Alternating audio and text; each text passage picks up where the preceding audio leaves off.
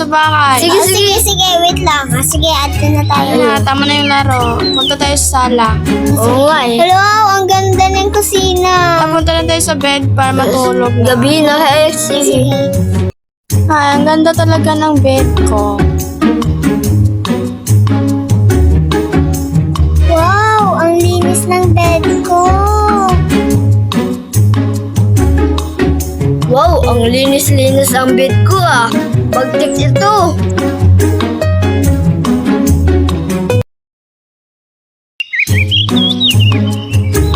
Rocky, Lyra, gising na kayo.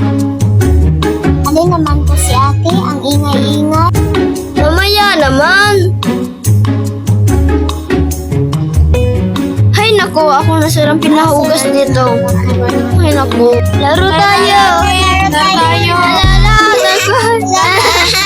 Wala pa. Magkapatid moments. Thank you. For watching. Please subscribe and follow.